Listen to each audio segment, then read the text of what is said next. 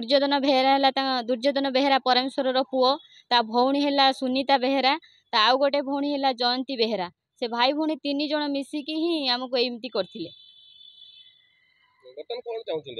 आमे चाहूँ न्याय आम उपरे जो आक्रमण है आमे सबुदिन केमती माने निरापद रहबू से माने असभ्य भाषा सबुदिन गाली गलौज करबे भी माने सी भी गाली गलौज कर आमे तुमको जीवन मारिदेबू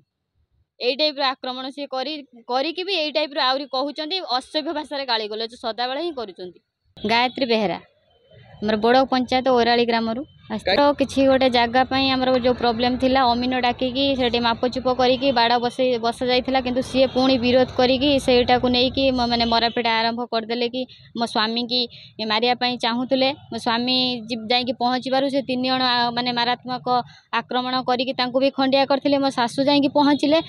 भी मुंड को पिटिकी मारणास्त्र फटई देते आ मु जाकि सेमती धराधरी कर मत भी मो छाती की माड़ करी मत भी मेडिकल मु भी एडमिट होती मो सासू भी होते आम प्रथम तिहिड़ी जाइलु तिहिड़ी भद्रक गलु भद्रक भी कटक जाइलु आम 29 तारिख दिन थाना एफआईआर भी देइलु किंतु सार एपर्यंत किसी भी पदक्षेप नेलेनी आम से सार पाखु आसलु सार सहित भी कथा हेलु सार कहते किसी भी आमको हेल्प करेंगे आउ ए विषय एसपी सार सहित भी कथा होइके आसिलु से विषय किसी आमको हेल्प करेंगे बोली आमको प्रतिश्रुति देइछन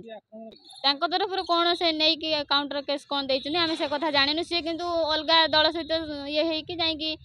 कौन कर पुलिस आम उपरे किसी भी आसिकी इनक्वारी करनी आजिका डेट्रे भी करनी आज हो गला 13 तारिख हो गला किसी भी इनक्वारी करनी किसी भी बुझी ना खाली आज जिमु काली जिमु यही टाइप कहीकि एति दिन गड़े किंतु किसी भी पदक्षेप नहीं ना आम पाखु।